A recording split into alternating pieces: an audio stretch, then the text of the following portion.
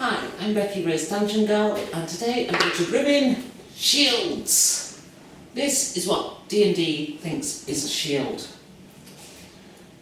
Which is kind of odd, because it isn't really. I mean, it's a shield. Okay, let me explain where I'm going with this. But let me do it on camera. Oh, blimey. See, D&D gives +2 AC to anybody wielding a shield. Which with the way D&D handles armour as making you harder to hit, that's roughly equivalent to a shield of this size in relation to my body size. But this is too small for a shield. Well, it is and it isn't. It's all down to what period of history. You see, a shield this size would be from the migrationary period of history, around 700 AD kind of time.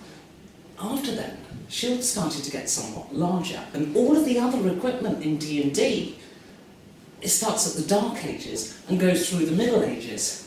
So, why are shields from the migrationary period of history, that point of history when lots of people moving across Europe, at that point shields were quite small? And why did shields get bigger? The main reason shields got bigger was for tactics. Shield walls.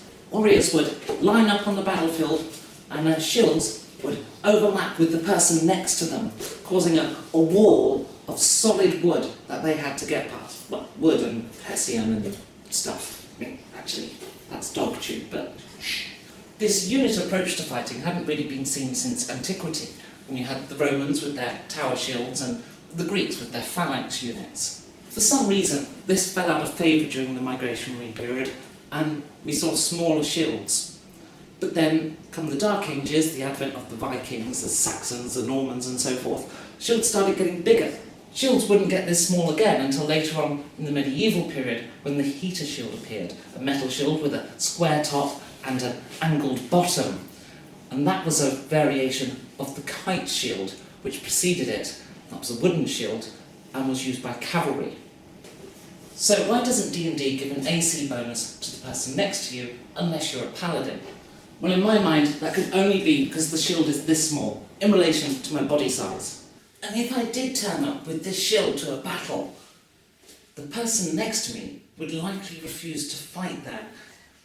I'd be sent home with a shield this small, because I'm making my compatriots in the unit vulnerable to attack by not protecting them. This equipment would be considered inadequate.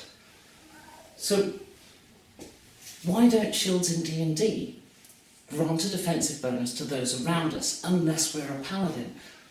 That's a flaw in the system.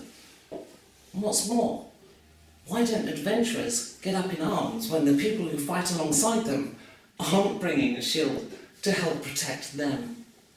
And this opens up opportunities to homebrew much larger shields. Now, I have heard some suggestion that shields would have been held like this, so that you can see much less of me, so arm right out. The problem with that is battles tended to last for several hours in the Dark Ages and medieval periods. And battles that long, there's no way you can hold your arm out like this for that long. It's true that during combat you'll move your shield forward on occasion, but anyone who thinks somebody stood there all day like this, I've never held one of these shields. This shield is too small for me, and I admit I'm not the strongest person in the world, but already that is starting to get heavy. Now, you may notice this shield doesn't have a strap, and of course most shields would have a strap, and you'd have it slung over one shoulder, and that would limit the distance you could keep the shield from you.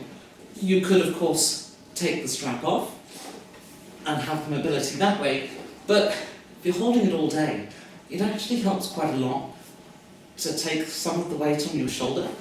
These things are quite heavy, they need to be. They've got to stand up against some really strong attacks. The reason this doesn't have a strap, by the way, is purely because it broke. It used to have